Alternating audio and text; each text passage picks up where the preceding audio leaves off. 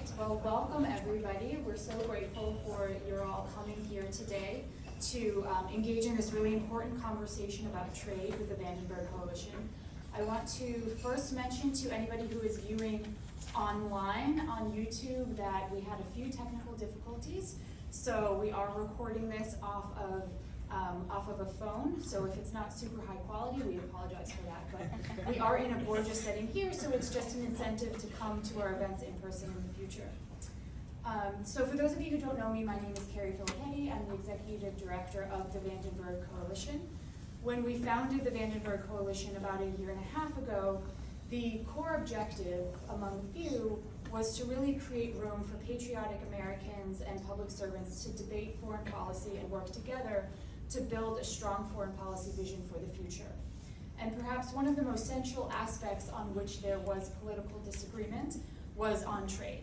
Questions around what should the ultimate end of our trade policy be, how should it fit within our broader foreign policy and national security objectives, and can we pursue short-term economic interests at the same time we pursue long-term strategic ones? There's also questions about who the ultimate beneficiaries of our trade policy is and how we can develop a policy that benefits both the economic and security interests of the American people. But it's not just the trade policy itself that has undergone this review, it's also the geopolitical landscape itself. And so we realized that with as many ideas as there wasn't really a space to discuss them and see where the fault lines really lay, and importantly, where there remain some points of agreement. So this is what the Vandenberg Coalition set out to do under the leadership of our Senior Policy Director, Dr. Amanda Rothschild. And we're very proud to have pulled together a group of incredible experts and practitioners, including Clete Willems, former Deputy Assistant to the President for International Economic Affairs and Deputy Director of the National Economic Council, Kellyanne Shaw, former Deputy Assistant to the President for International Economic Affairs and Deputy Director of the National Economic Council, so very similar positions, it sounds like. And Jamieson Greer, former Chief of Staff to U.S. Trade Representative Robert Lighthizer. So each of our panelists came into the discussion representing various views and perspectives on the future of trade policy. And what they've done over the last few months is to articulate a core set of principles on which all of them agree, and which we believe can form the basis of a conservative consensus on trade policy. So around the room, and for those of you who are joining remotely, available on our website, is the list of principles our panelists were able to agree upon. What we seek to do today is to showcase those principles as a starting point for further discussion. So this is meant to be really a living document and a living conversation, and not meant to be exhaustive or comprehensive. That said, we don't want to undersell the importance of this consensus document because it really does lay a vital foundation for discussion for our community and provides essential groundwork for future policy. So thank you very much for joining us in this important discussion, and thank you in particular to Clete, Kellyanne, and Jamieson for working so diligently on this document. I also want to thank King and Spalding for enabling us to host this event in their beautiful offices, and when I wrote that, I didn't realize just how beautiful they are. So maybe there's space for the Vandenberg Coalition to rent some areas here. And I also really want to thank our Senior Policy Director, Dr. Amanda Rothschild, without whom we would not be having this conversation, and without whom the Vandenberg Coalition would not be what it is today. So with that, I will turn it over to Amanda to begin the conversation. Great, well thank you Carrie, and thanks to everyone for being here today. As Carrie mentioned, one of the objectives of the Vandenberg Coalition is to try to find consensus in areas where there is significant disagreement in our community, and it is really a credit to Carrie's leadership that she wants us to be fully engaged in controversial areas. So some of you may know we had a Future of Conservative Foreign Policy series earlier this year. As a natural augmentation to that series, we did a series of small working groups on areas where there was still continued disagreement. One of those areas was trade and investment. And so we had a lunch this summer, and during the lunch we debated a lot of the issues, and Clete and Jamieson said at one point that they thought they could agree to 10 key principles of trade and investment, and we got them together with Kellyanne over the past several weeks, and they actually agreed on 18, so you almost doubled your areas of agreement. So These principles represent a common agenda, as Carrie said. It is a living document. It's a starting point, but it's an important one. And several of them, as you'll see in your handout or online, relate to China, importantly. So we'll get into some of those today. For too long, I think our economic experts have been sort of separated from our national security experts and events and activities. We'd like to change that. I also think this event today is an important starting point in that regard. So I just want to thank our three panelists again for all of your hard work over the past several weeks and your willingness to come together on this document. So I'd like to begin by asking each of you, we can just go down the line, to share your general thoughts on why this effort was important, on where you see the divides in the community still today, not just among economic experts, but also national security experts. And if there are particular principles among this list that you think are vitally important for policymakers to take a clear stand on or otherwise endorse. So Jamieson, why don't we get started with you? Thank you. You really got to lean into it, yeah. What about now?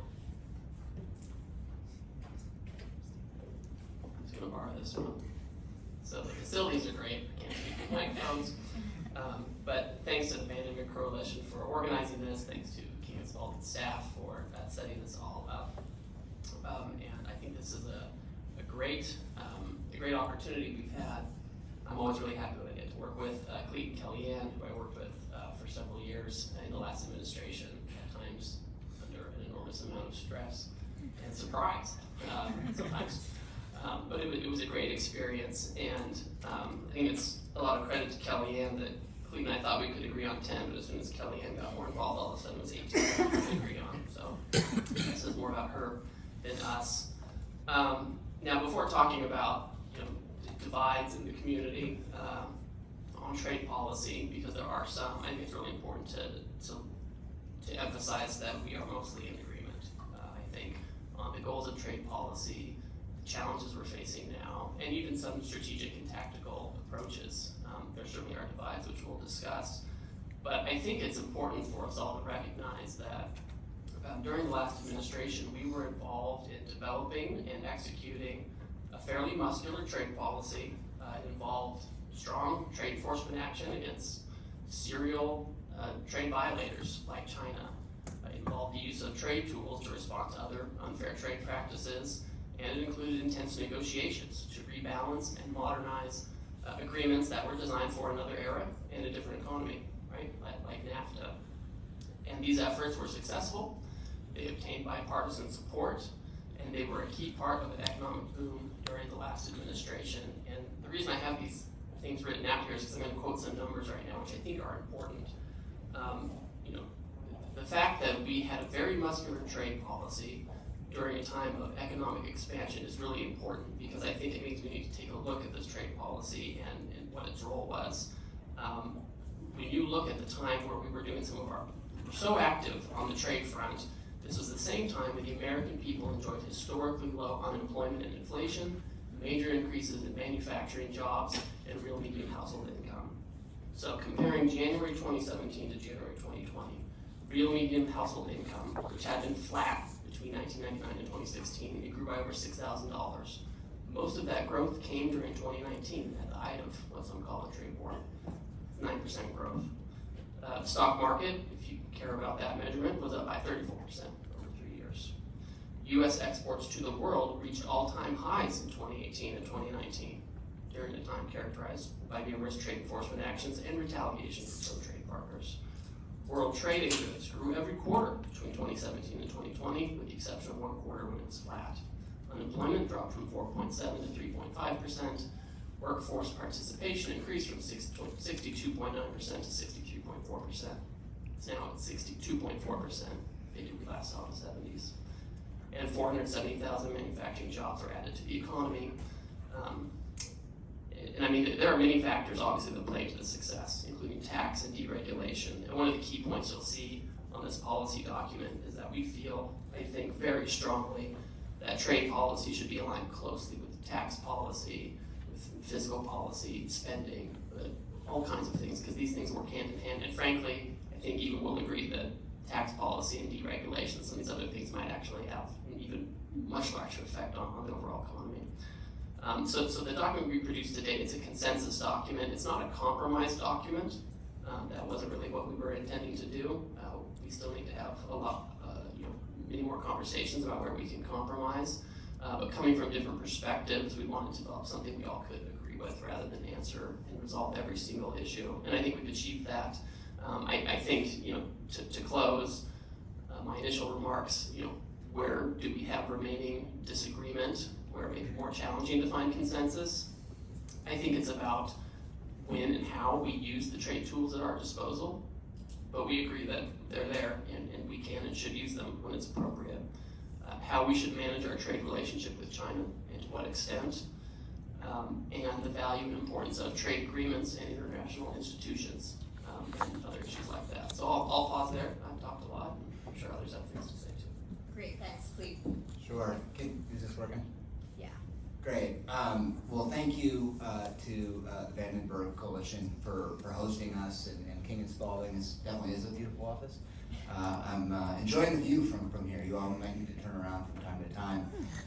Look, the lunch when this idea came up was pretty funny. I think to the outside person, it might have looked like Jamieson and I were arguing and couldn't agree on anything. And yeah, we had nuanced differences, but there was one point in the conversation when Amanda's like, "Wow, I'm really worried here. Do you guys think you can agree on anything?" And I said, "Yeah, he's a reasonable one of them, and I'm a reasonable one of them." And what I meant by that is I think we have to acknowledge that there are two competing visions in some ways in our party right now.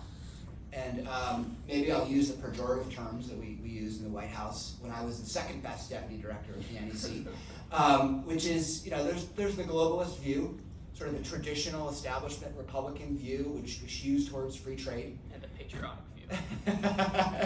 And then there's the nationalist view, patriotic, protectionist. There's lots of different words you could use, but I'm joking, of course, because I think both of those perspectives have very, very strong virtues. And what we try to do in this document, I think, is try to draw on the best from both.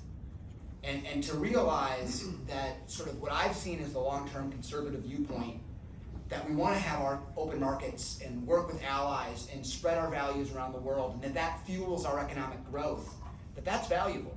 And that's something we do not want to lose sight of. But at the same time, I think we have to recognize that some of our assumptions, in particular around China, and about how the WTO would change China, were misguided and we were naive. And that we need to play with a different set of rules when it comes to China, and we need to be robust. And we need to step in and protect workers who feel like they've been left behind. And so what we really try to do in this document, I think, is capture the best of both of those visions, which I think are both meritorious. And I think it's a really critical moment for our party to do this. A lot of us in the room are probably hopeful that come January, we will have more of a say in setting this agenda. And so I think trying to consolidate around these principles now and then put them into action once we hopefully have one or two majorities is the task that we have ahead of ourselves. I want to make two other quick comments about this document that I think are important, and that's that it draws a contrast with the Biden administration. And if you look at these principles, one of the things we really emphasized here was the importance of an offensive trade agenda, really trying to open markets for our businesses and workers so that they compete around the world. Something I think has been lacking far too much in this administration. So that is one of the contrasts we draw. I think we also draw a bit of a contrast about the way that we approach multilateralism. And we're not about multilateralism for multilateralism's sake. We're about multilateralism because it's a good way to work with our friends around the world to achieve our common objectives. And we have that real pragmatic perspective when we look at that issue. And then I also think this reaffirms the U.S. domestic model, what I think has been the conservative model for years, one that prioritizes entrepreneurship and innovation and low taxes and low regulation, and realizes that has to be part of the big picture here if we are going to compete and win against countries like China. And so there's a stark contrast with the Biden administration.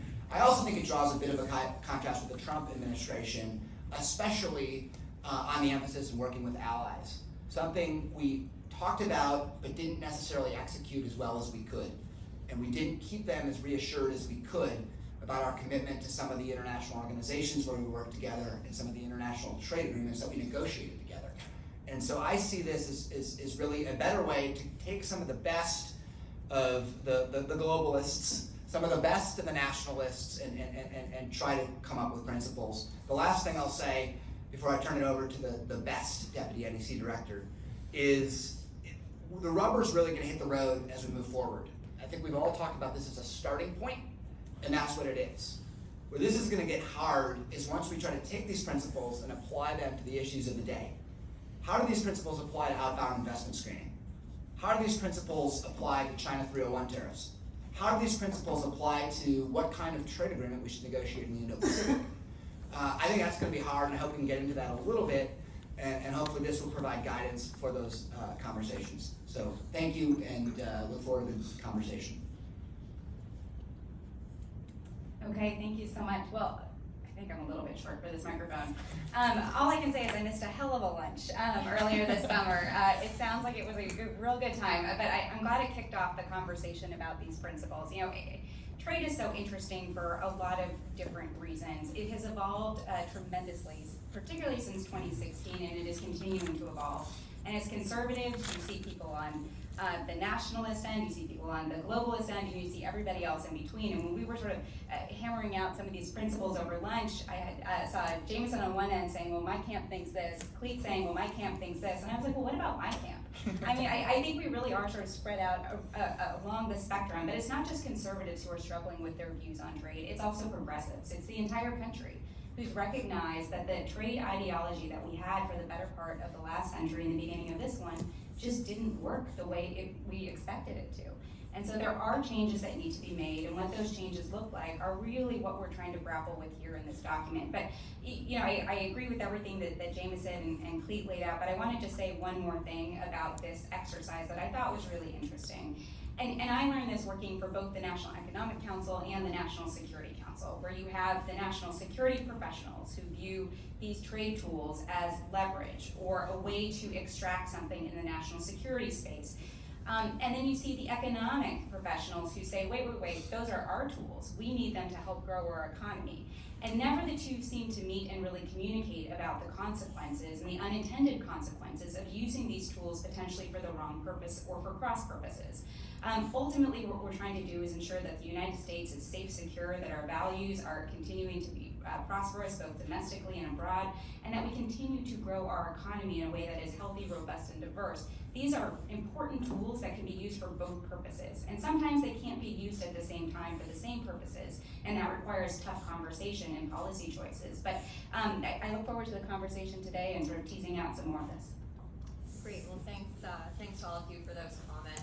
Jamieson, you touched on this a little bit, but I'd like to ask our panelists to get into the weeds a little bit more on where they found it easiest to agree and where they struggled to find some agreement.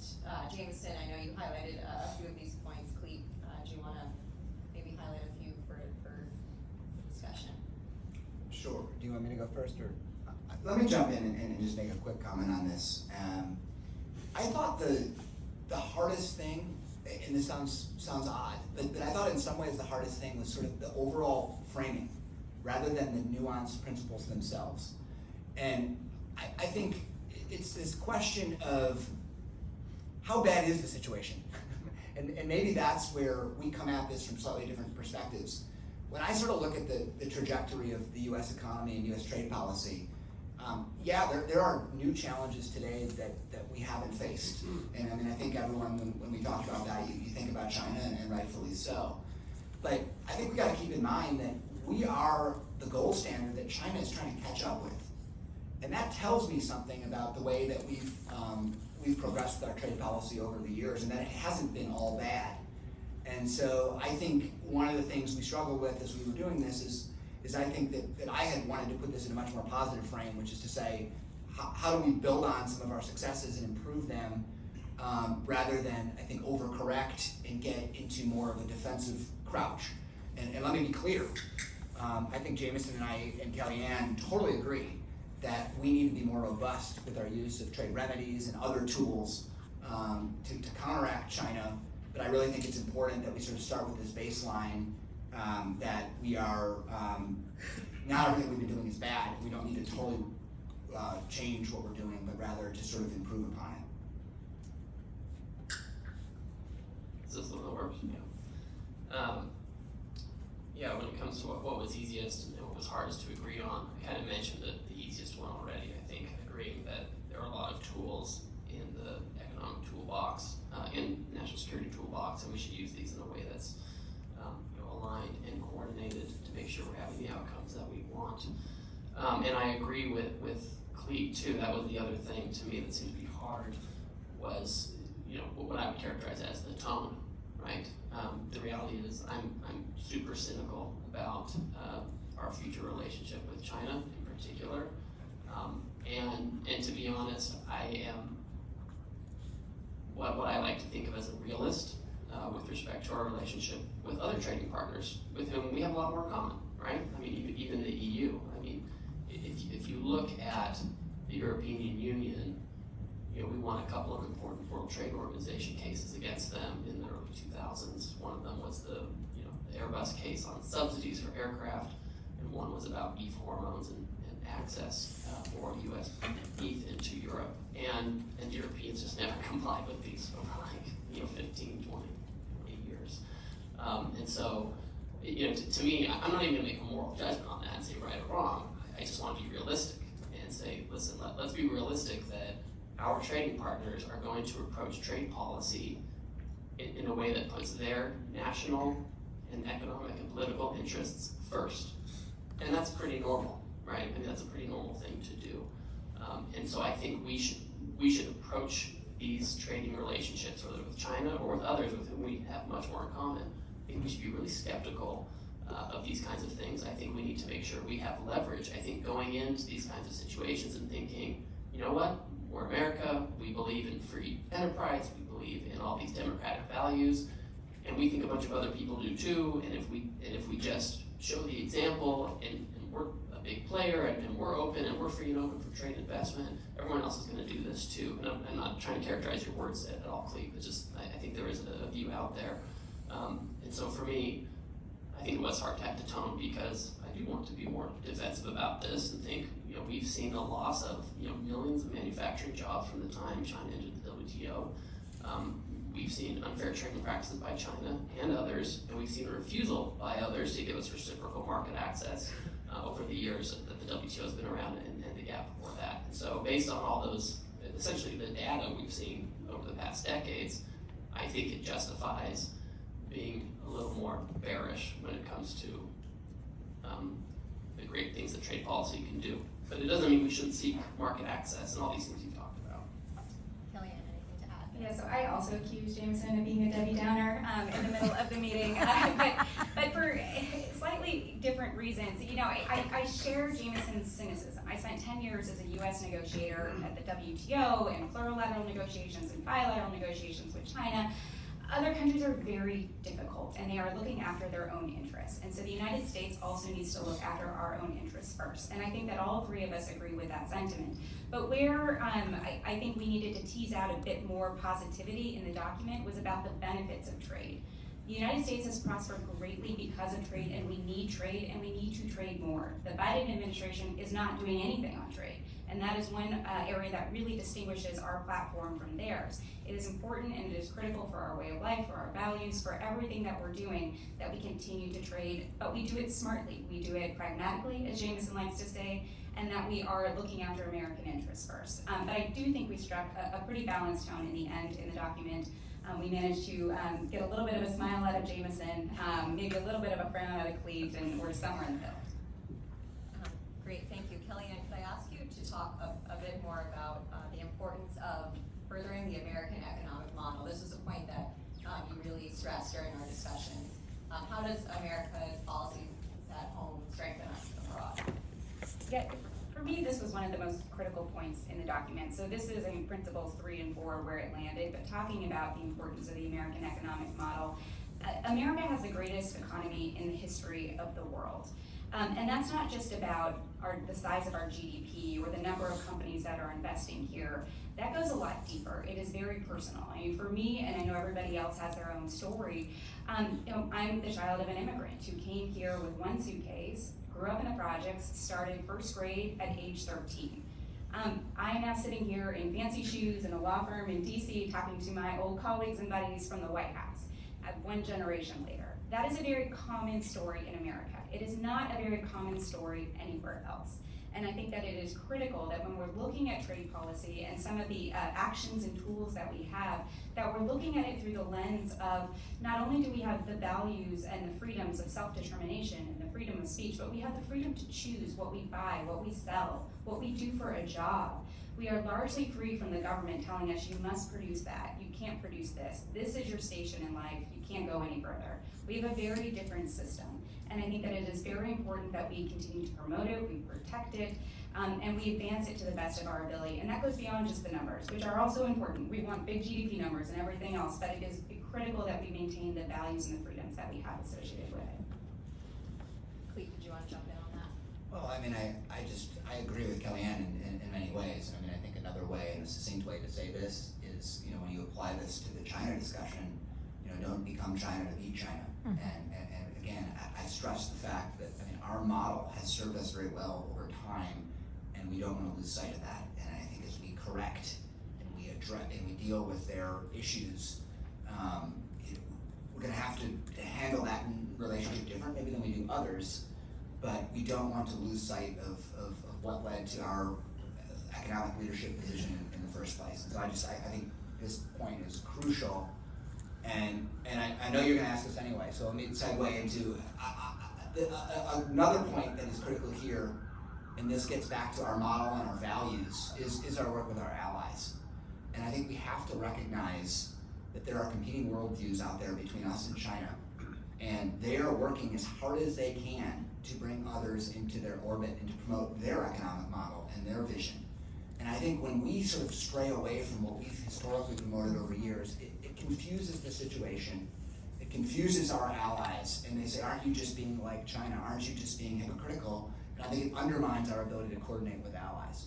And so I do think there's a linkage here between sort of being consistent and true to what's been successful to us, as well as using that to be able to encourage others to work with us over time. And this issue on working with allies, I share some of Jamieson's skepticism about them wanting to address specific issues, and we have lots of problems with the Europeans, and we have more today. But to me, at the end of the day, this coordination with allies piece is really about effectiveness. I think what we've seen is when we take unilateral action against China, it has mixed results. And many times what ends up happening is we just lose market share to other countries and don't actually achieve our underlying goal. And so again, I think you draw this linkage with allies, which is so important to me, to the point Kellyanne was just talking about being true to ourselves, but also about this point about effectiveness and how we actually achieve our goals of pushing back on China. I have to say something. So, I agree that the American economic model is the premier model in history, in the world, and that we need to maintain that. And part of the reason it works so well is we have this enormous common market domestically tied together by a social contract that we all agree with, mostly. And so we're able to have this kind of common internal market that has made American growth over the many decades, the envy of the world. I don't think that necessarily I don't think that draws a straight line to, because we can manage to do this in an internal market, that it's going to be easy to get other people to follow this too, right? I mean, in the same way that we can't go into a place like Iraq or Afghanistan and say, they're going to be the democracy because it works really well for us and it's going to work really well for you too, and everything's going to be peaceful from here on out, right? And again, I'm oversimplifying some of these things. We also need to understand that we can't just say, okay, India, Russia, China, you're going to join the WTO, and over time it's all going to work out, and everyone's going to have more free enterprise, and everyone's going to come along. In fact, we have the data now to show that is not what happened. So I just think we need to be really clear-eyed. And then when it comes to, again, to allies, what is an ally when we're talking about trade? What is an ally? I mean, I'm of the view that we can actually have trade disputes and work through trade issues with our allies while we are allied with them on other issues like national security and trade issues where we agree. So I certainly think that we can have discussions about these things with our allies. They shouldn't be off the table. I don't think as conservatives we should be too concerned with what our allies are saying in public about us. I think in some instances, if the Europeans are complaining about us being tough on trade, that probably means we're moving in the right direction. Because if they're not complaining, maybe something is wrong. We should be standing up for American interests. I don't think we should be fighting all the time, but we should be pursuing these specific trade issues to try to get to a point where we can have, kind of more shared economic principles, where we can have shared growth. So, if I could just respond to this quickly, and again, I think Jamieson probably agree on a lot of this, and I don't mean to appear to not be a realist or a pragmatic here, right? I don't think everyone's just gonna, the US does something and the rest of the world's just gonna, do it in lockstep. Obviously what they care about is their own economic interests. But I think what we've seen in the last couple of years is that when we take certain actions, a lot of the rest of the world does end up following one way or another. And one of the things that troubled me during my tenure in the Trump administration, quite frankly, was using national security as a rationale to take different actions and undermining what that principle actually meant in the broader system. And you've now, since that time, you've seen a lot of countries using that excuse to do things that I don't think we believe are justified. And it really plays into China's hands. That's been their excuse for years. We can't open our markets because of national security. We can't treat your companies fairly because of national security. And so I do think being clear and consistent about our values and why we're doing things is important. And we can either encourage a race to the top or a race to the bottom. And what I'm saying is I think in what we do, even though we're realistic and we all work in our own interests, there is a general sort of mindset and approach to international trade that we can either promote and then credibly be able to advocate for, or we can look like we are being more hypocritical and make it less likely that others will do things that are ultimately in our long-term interests.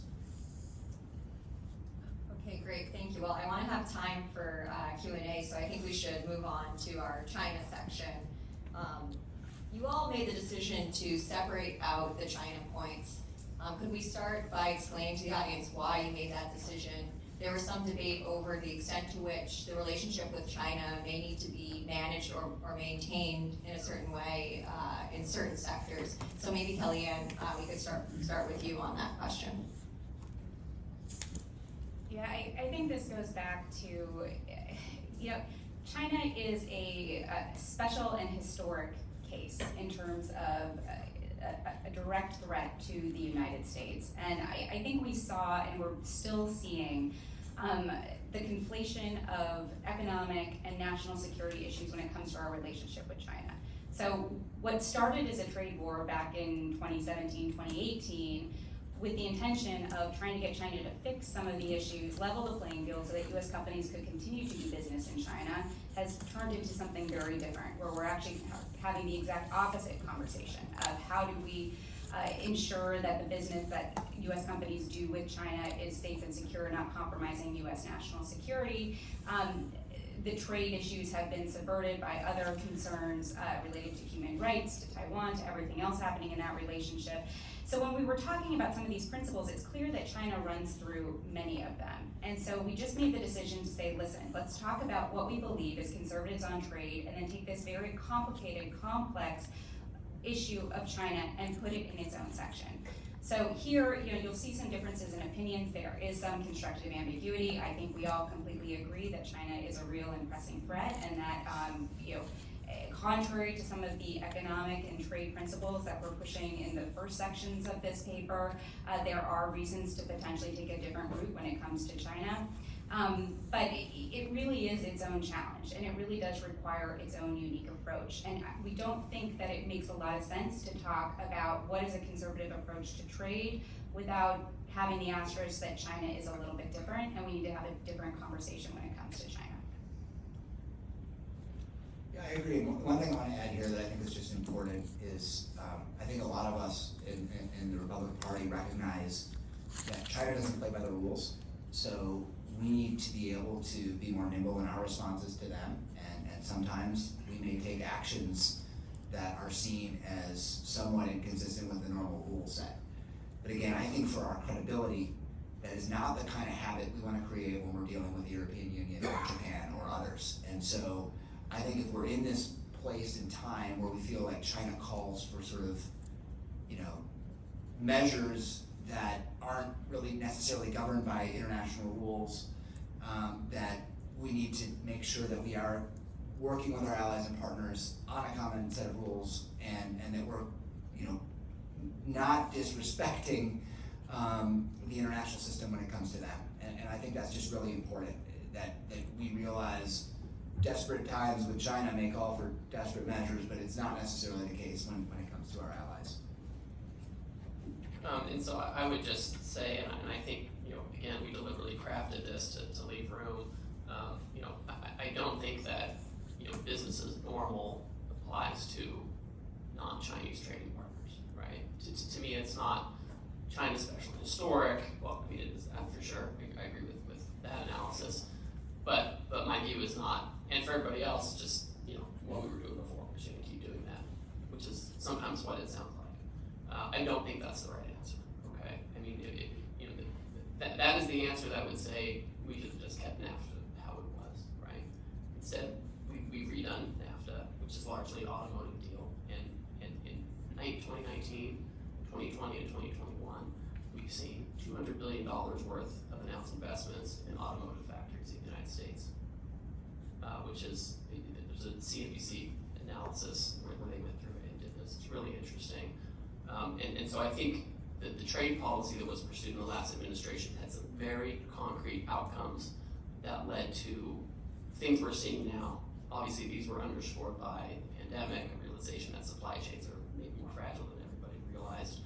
Anyway, I say all this to make the point that our trade policy has shifted. As conservatives, we should be pragmatic and understand that we don't have to, it's not a church. Trade policy should not be a church. A lot of people treat it like that, right? Here's the article of faith, here's the religion.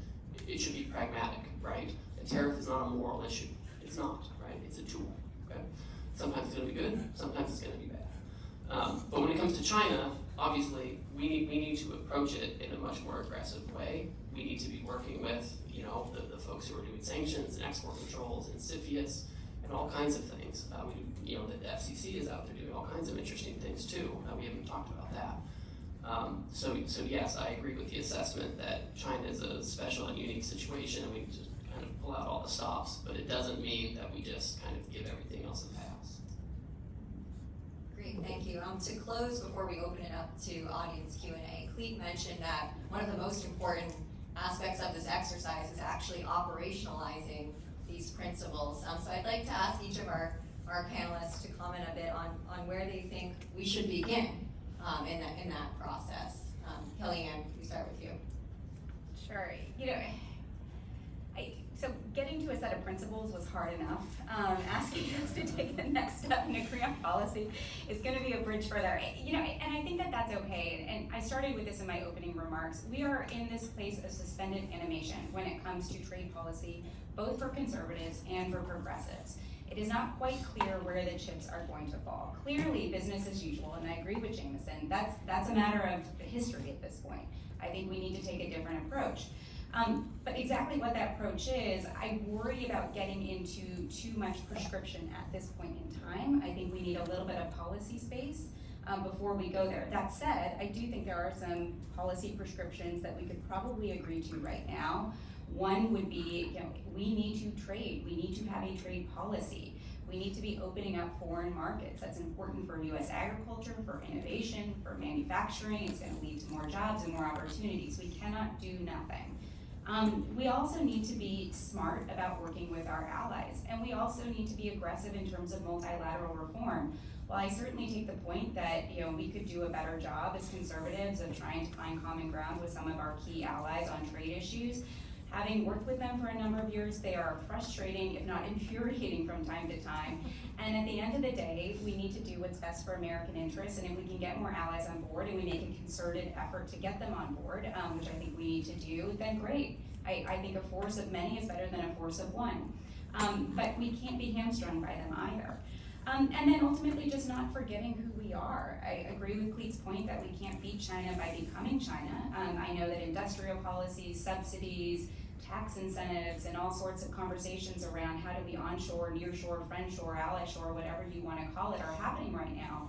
And they're very interesting, but they do press up against the American economic model. And I think we need to weigh all these things carefully as we're deciding on the best course of action of who we are as a country, what our values and what our freedoms are. But in the meantime, I would say, move forth, go forth with trade. We need to do that. We also need to take action to guard and protect against unfair trade practices, and we need to develop some new tools and new policy ideas. But it is going to be very difficult at this very moment in time to come up with an entire trade policy platform that everyone can agree on. Thanks, Kellyanne. I agree with a lot of that on, with the question being, okay, now what's the next step? What do we talk about? And for me, one of the first things I thought of was market access goals, right? Because, I'm hearing from you all the time, we need more market access, we need more market access. And if you remember this from our lunch, Clete, I said, well, what do you want the market access for? Like, tell me what you want it for, right? We all know about farmers, okay? We all know that farmers want access. We understand that. We have huge competitive advantage in agriculture and a lot of other things, manufactured goods, all kinds of things, or we should at least. So for me, I think what would be helpful and interesting is to identify what are the market access goals, okay? And I mean like real things, what countries, what sectors, I know when we were in the administration at USTR, we started talking about a trade agreement with the Philippines, which to us seemed like a really good match, right? It was it's a country that has interest in U.S. consumer goods. It's a country that has a large population. It has some trade barriers that stop some of our things from going, right? That was something that a lot of folks on the Democrat side of the Hill didn't want to deal with because their president, interesting guy. I'll just leave it at that. So I think we should identify Mic drop.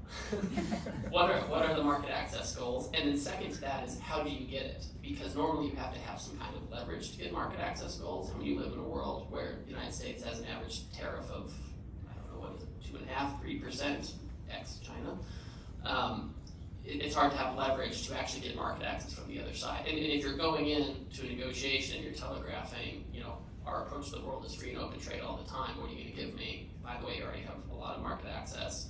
How do you get what you want? So I think a good conversation on what are our goals and then how do we get it is a good next step. No, I agree with a lot of that, and I think that those are some really good points. And I think the market access point you're making is an excellent one, which is especially as we are shutting off, or in the process of likely shutting off market access opportunities into China for goods that we consider national security sensitive, we need other markets for our companies.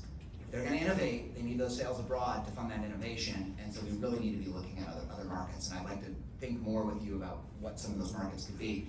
But I'm gonna take the bait even more, and I get to go third, so Jamieson can't immediately disagree with. Well, you could probably jump in, but let me take a shot at this.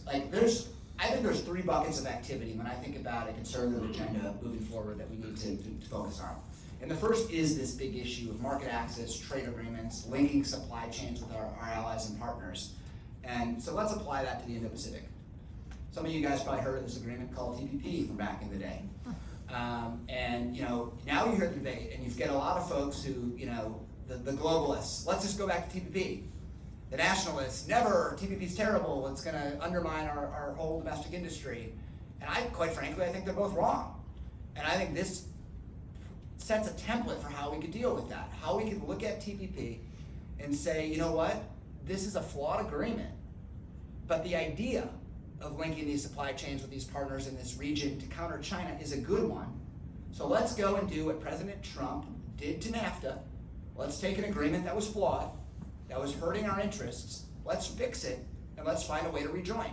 And so that's how I would apply these principles. Let's use these to create a roadmap to fix a flawed agreement, to make it acceptable so the US can get in the game in the Indo-Pacific, something this administration's not doing. Second place I'll apply this is to China, and I'll apply it to the tariffs. We put tariffs in place on China to try to change their behavior. I think those tariffs were useful. They helped us get the phase 1 deal, which was meaningful in certain areas. But I think now if we look at this, are these tariffs achieving their intended goal? Are they changing China's behavior? I don't think they are at this moment in time. And so I think what we should do is think about how do we look at those tariffs, restructure them, so they're more targeted in a way that they're hurting China and not hurting us, and help us achieve our goal. So that'd be a second way that I would think about this and how to apply these principles in practice. And then the third one, another one of the issues du jour is outbound investment screening. And I would look at that and say, look, I don't think as conservatives, as Republicans, we should be in the practice of manipulating every supply chain decision that our businesses make. They may have good reasons to be in China, to sell into China, and to do those kinds of things. But on the other hand, if there are investments in national security sensitive technologies that we're not allowed to export to China, we shouldn't have our companies funding those exact same technologies. So using outbound investment screening to plug holes in the existing national security architecture and export controls in particular, I think is the way we should go. And so I think those are three sort of hot topics, and that's how I would try to apply the principles. People can disagree, but I think those are the kinds of debates, those are the nuanced conversations we shouldn't be afraid of, because that's how you make good policy. Lots of good ideas there. So right now we that was challenging. So it will be challenging. Yeah. So we'd like to open it up we have time for a few questions from the audience. We thank everyone for coming out today in person. So if people want to just raise your hand. Pastor Carrie. Sure. Thank you. I've got a loud voice, so I think I can just talk loudly. So, Clete, you and I have had this conversation. One of the things that I find most interesting, and I think one of the areas where we can really start to operationalize things, because there's convergence not just, I think, increasingly within our own party and within the conservative side, but with the other side, where you actually do need some support in order to make things happen in the real world, is on one of the things you mentioned in here, which is labor, environmental, and human rights standards. And how does, and I was really interested to see that it's mentioned here, that is not historically, when you go back and think about the kind of, as you guys call it, the globalist camp around trade, have not really been excited to embrace those issues. But one of the things that I think made USMCA not only successful, but attractive to Democratic members of Congress and to others who are trade skeptical on that side of the aisle, was the inclusion of those standards. And this is about high standard trade agreements. And so how, especially, how do we take an approach that does leverage that? And I think it is part of the America First agenda. I think it's very much part of making sure that we are not in a race to the bottom, but in a race to the top. But our business community is often really the lagging indicator there. And they talk a good game about ESG here in the United States, but then when they are pushing for trade agreements, they want those lowest common denominator trade agreements. And that has not really fundamentally changed if you go talk to the people at the Chamber of Commerce. And I'm gonna make this even more complicated by throwing in the whole ESG conversation, which we all have strong feelings about, I'm sure. But it is, when we talk about convergence with the Europeans and how we leverage some of these high standards things, that starts to creep into the conversation too. So how do we stay focused on core issues without allowing the bad things around ESG to kind of creep into that conversation? Where can we draw some lines and delineate, if that makes sense? Yeah, I think this is the perfect example of what we're trying to do here, right? It's to sort of, take some of those elements, I think that were really important during the Trump administration. And I think USTR did a fantastic job in USMCA in upgrading the labor and environmental standards. And I think we want to take those elements and apply them moving forward, because trade agreements shouldn't be something that creates a race to the bottom and where everyone that finds it easier to outsource, offshore, whatever your term is, and then sell back to the US. I think that is the model that we are rejecting. But again, I think on the other hand, we should be doing the trade agreements that include those standards, which ultimately will lead to market access opportunities going out for us and coming in for those other countries. And so what the labor and environment do then is create a level playing field so we can trade fairly with those countries. And again, back to the example I just gave on operationalizing, I think we should go to our TPP partners and say, you know what, we'll consider coming back in, but you've got to accept these higher labor and environmental standards, and that's going to be really important for places like Vietnam to make this work. But I think we need to have that conversation, and if we can do it, then I don't understand what we would be afraid of. And let me make a couple of points here. One, we're here today to talk about what's conservative. This is not a libertarian trade policy. I mean, that should be obvious by now, but it's not libertarian. Even though there are certainly elements of that we value highly as conservatives. But there's always going to be some element of labor and environmental regulation in the United States, right? It doesn't matter how long Republicans hold Congress or the White House, there's always going to be some element of that regulation, and therefore our standards on those fronts are pretty much always going to be higher than those in China. They're always going to be higher in Vietnam, no matter kind of what we do, right? It'll be up to them if they say we're going to stop being an authoritarian communist state and have labor, regulation. So, I think it's in our interest to create a level playing field. And let's recall, we can sit here in Washington and talk about value of trade, and sometimes folks say, well, if people out, out in the Appalachians just, knew how great trade was for them, then they would just agree with us, right? But the reality is, as long as people are seeing manufacturing jobs, middle-class jobs that maybe their parents had, going to some place like Mexico or to China, whether it's because of a trade agreement or some other function, as long as it's going on, there won't be support for any kind of trade. So to take the approach we've taken for many years and just try to say, well, this is the right one and we're just going to force it, that's how you end up with populism, right? Okay?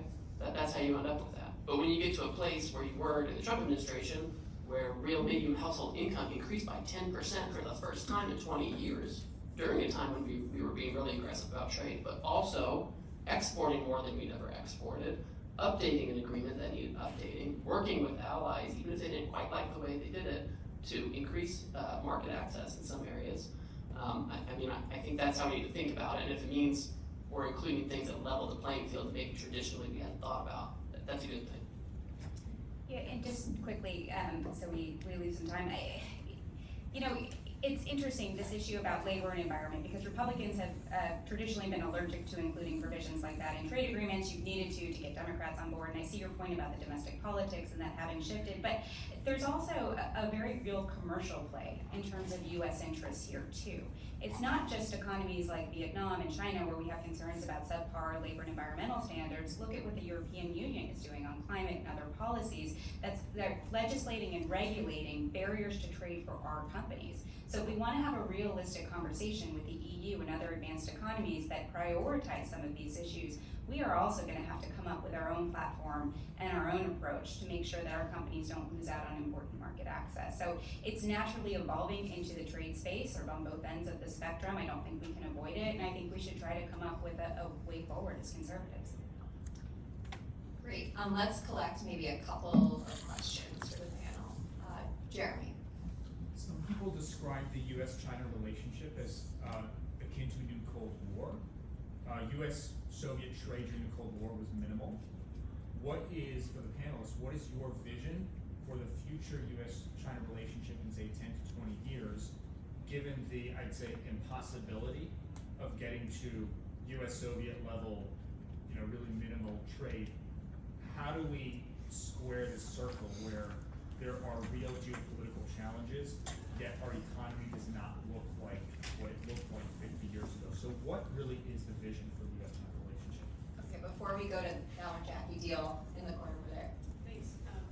Thank you very much for the remarks and the fascinating principles. I just wanted to ask, is the Uyghur Forced Labor Prevention Act as revolutionary as I've heard it might be in terms of our trade relations, trade paradigm? And if so, or either way, isn't it an example of how we can create a kind of race to the top and not betray our principles, but also take a strong, in some ways, protectionist or targeted protectionist against China approach? And does it mean that, thinking more broadly, we have opportunities to really isolate or contain China? The last question.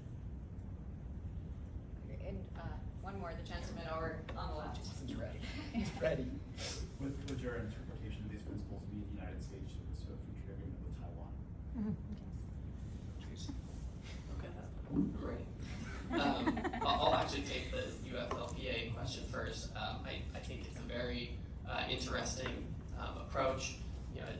know, we have had laws against forced labor in this country since statute since at least 1930. For a long time we had an exception for if it wasn't made here, you can get stuff made with forced labor overseas. And in 2015, everyone thought that's psychotic. Why get an exception for that? So we closed that off, and so you started seeing a lot more enforcement there. Well, not a lot more. You started seeing more enforcement there, and now we have the Uyghur Forced Labor Protection Act, which takes the statute and amends it and says if there's a product that in whole or in part is sourced from the Xinjiang region, we're going to presume it's made with forced labor, and you have to prove that it's not, and you have to go through a very lengthy and exhaustive way to do it, which is nearly impossible based on what we're finding in the private sector. And I'm sure Clete and Kellyanne are having the same experience. So to the extent things are coming from Xinjiang, yes, it's effective in deterring that kind of trade, and we are seeing some trade flows rearranging. That being said, there's not a lot of things that are coming out of Xinjiang, United States. I know the solar industry in particular is concerned because of polysilicon and the like, and then tomatoes and cotton and maybe some apparel. So there's certainly, on a sectoral basis, there are areas where it's very effective, but it's pretty targeted. With respect to what the U.S.-China trade relationship will look like, 10 years from now, I'm going to say a term that most conservatives and Republicans are not comfortable with, but the term is managed trade. Okay, but again, this goes back to what I think needs to be a realist approach to this relationship. I mean, listen, even with the Soviets, you're right, we never traded that much, but at some point we did have wheat deals with them where we had agreements where we would have sales of agriculture. With China, obviously, we have an enormous trading relationship, and I think it will be a process of finding out which sectors are the ones where we can do business comfortably with them and which sectors we can't. Some people didn't like the China Phase 1 deal, but you saw an element of that in some purchase requirements and that kind of thing. Whether that's the approach it would take, I don't know. It's probably going to be something that's iterative over the years as China and the United States figure out how do we trade, because they obviously want to trade with us, right? I mean, every time they come and talk to our people, they have a list of things, and at the top of the list is please take off the tariffs. Okay, so we know they don't like the tariffs because they're always asking for them to come off. But who does like the tariffs? All those people in TPP, right? There is nothing has helped the supply chains more than those tariffs on China. There's a really good study by Princeton that talks about all the trade diversion that happened. Certainly there was some reshoring to the U.S. of the supply chains, but a lot of it was being reshored or nearshored, whatever you want to call it, to Vietnam, to Malaysia, to India, and to Mexico, right? So to me, whether they do IPEF or TPP, those trading partners, they should be really happy with those tariffs because it's a big opportunity for them and helps our companies encourages our companies to rearrange their supply chains in that direction. And so that's what I think the future holds.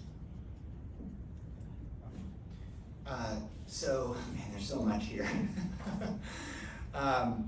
Two quick things I want to respond to from Jamieson, and then I want to get to the larger questions.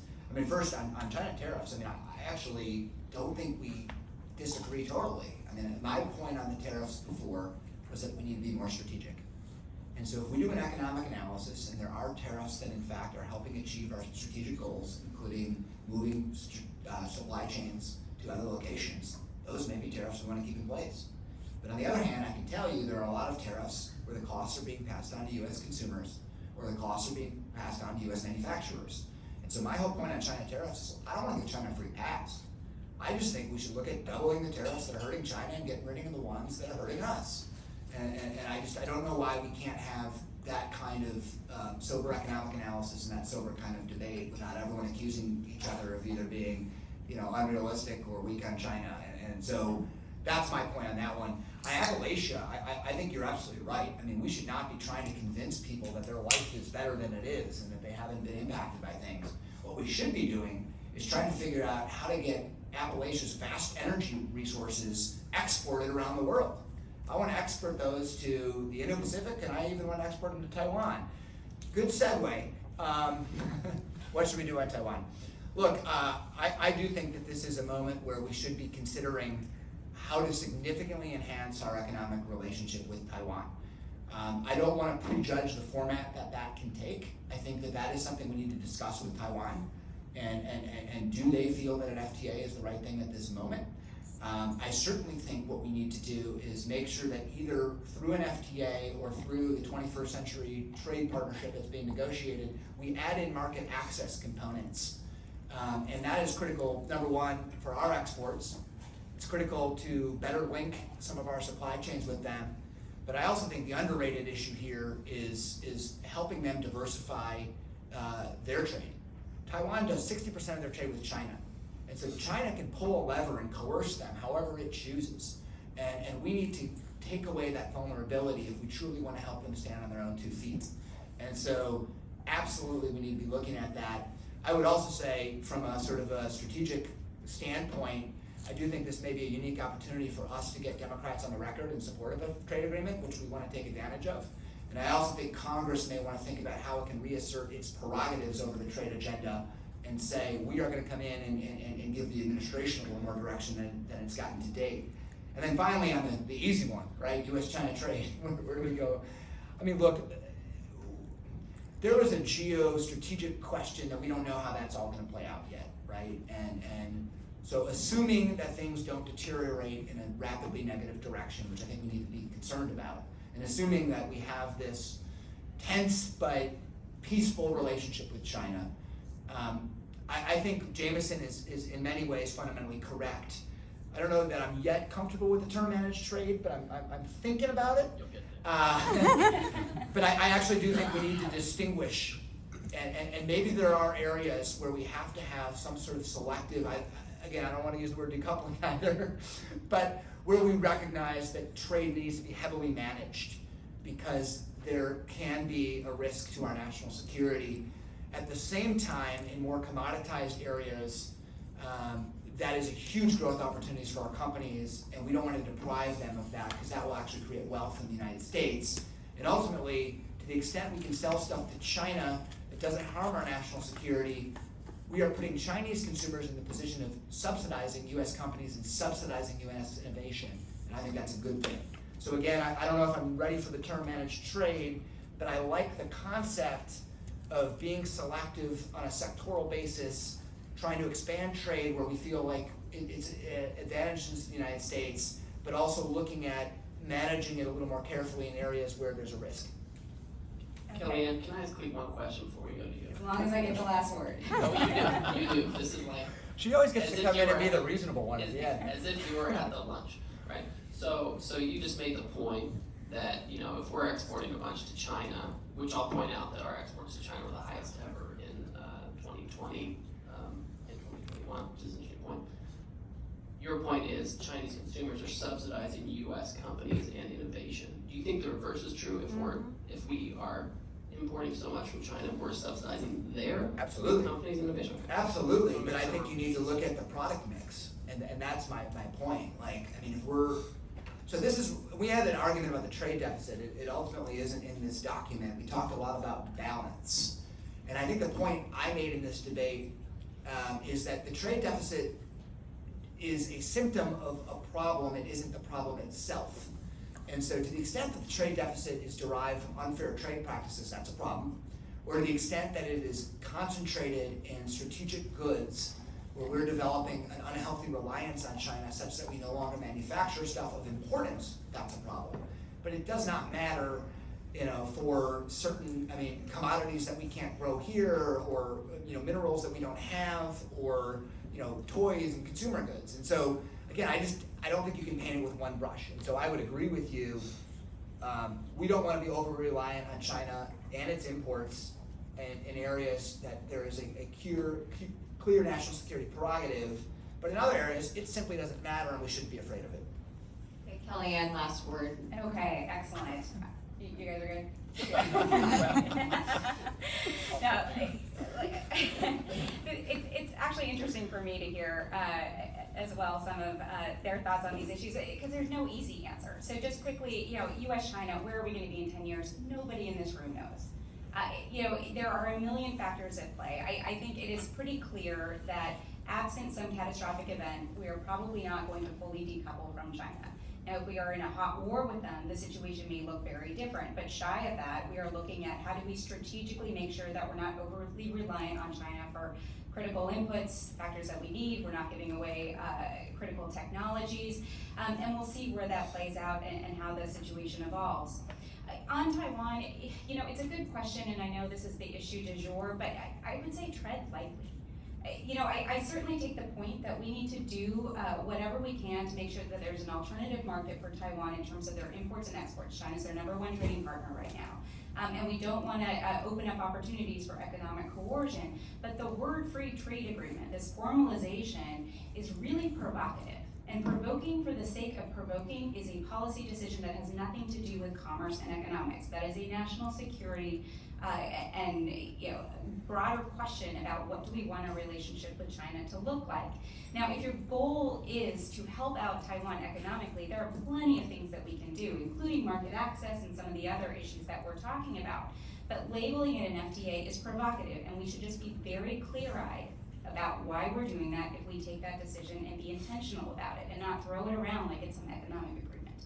And on Uyghur Forced Labor Prevention Act, the European Union just released its own proposal. It's not China specific, it is country neutral, although in practice it will probably only be applied to China and a few other places. Clearly no companies want to have forced labor in their supply chains. No governments want to allow products of forced labor into their countries either. It's really a question of operationalizing it. And whether or not you can trace all the way back to the rare earth and the critical minerals. And CBP has not been clear with companies or stakeholders about what specifically they're looking for. Companies are trying very hard to implement the law to the best of their ability. So, we'll sort of see how well this specific legislation works, but clearly the spirit is there and everybody shares the spirit. Great, well, thank you. I think we'll close there. We could probably continue for another hour, but I want to be respectful of everyone's time. Thank you to our panelists for a great discussion, for all of your hard work over the past few weeks and months, and thank you to everyone for coming today. We hope we'll see you again.